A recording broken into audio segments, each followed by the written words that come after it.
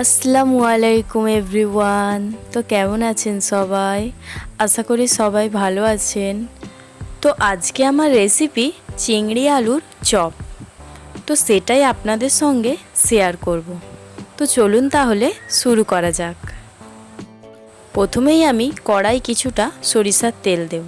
তেলটা গরম হয়ে গেলেই 1 চামচের মতো গোটা জিরে ও পেঁয়াজ কুচি দেব। এবার কিছুটা কাঁচা লঙ্কা কুচি দেব।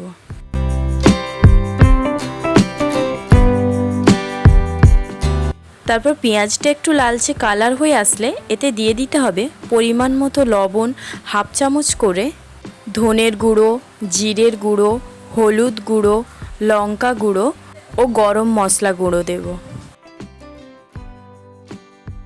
তারপর মশলাটা একবার ভালো করে কষে নেব।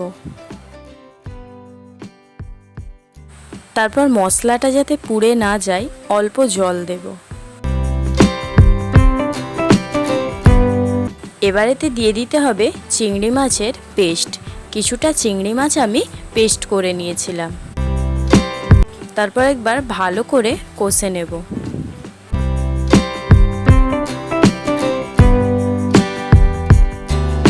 চিংড়ি মাছের কাঁচা গন্ধটা চলে গেলে এতে সিদ্ধ করে রাখা 3টে আলু দেব।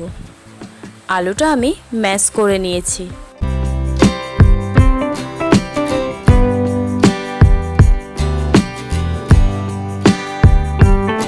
এবার ভালো করে মিশিয়ে নেব।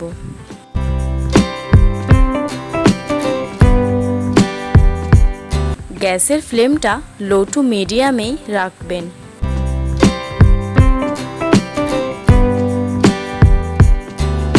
দেখতেই পাচ্ছেন আলুর পুরটা আমাদের একদমই রেডি, আর কড়ার গায়েও লেগে যাচ্ছে না, একদম তেলতেলে ভাব এসে গেছে।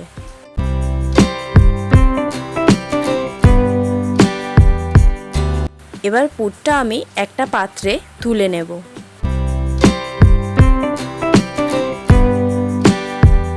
এদিকে আমি কড়াই কিছুটা সাদা তেল নিয়েছি। এবার চিংড়ি মাছগুলো একবার ভালো করে নেড়ে চেড়ে তুলে নেব, যাতে এর কাঁচা গন্ধটা চলে যায়।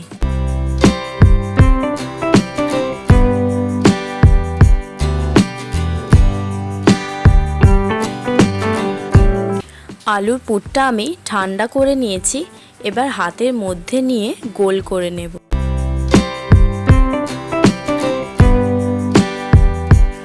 তারপর মাঝখানে একটু চাপ দিয়ে গর্ত মতো করে ভেজে রাখা চিংড়ি মাছটা দিয়ে দেব।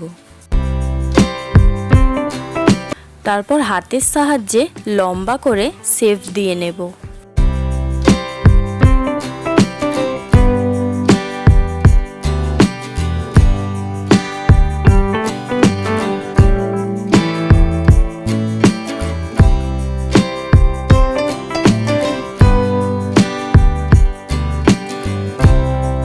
প্রথমে আমি চপের গায়ে আটা লাগিয়ে নেব। তারপর ডিম ও কর্নফ্লাওয়ারের ব্যাটারে ডুবিয়ে নেব। তারপর শেষে ব্রেড ক্রাম্বসে কোট করে নেব।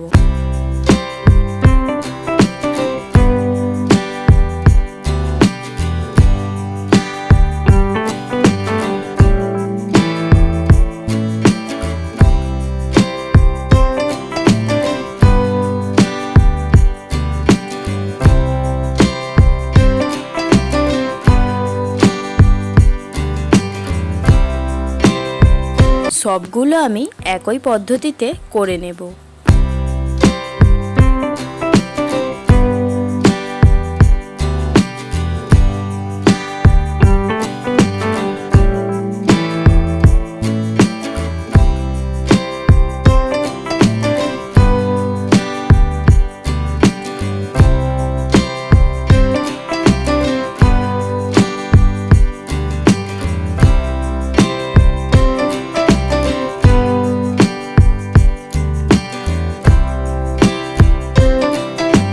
তো সবগুলোই আমি করে নিয়েছি।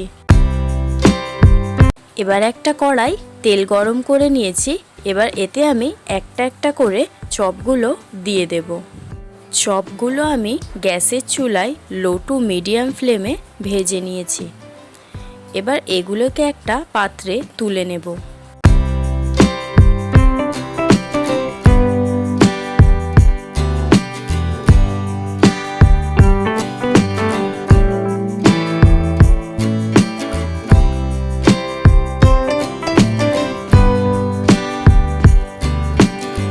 চিংড়ি মাছের চপ আমাদের একদমই রেডি।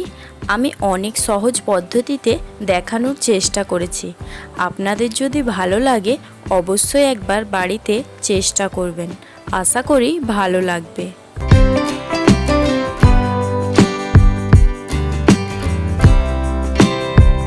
ভিডিওটি ভালো লাগলে লাইক করবেন ও চ্যানেলে নতুন থাকলে চ্যানেলটিকে সাবস্ক্রাইব করবেন।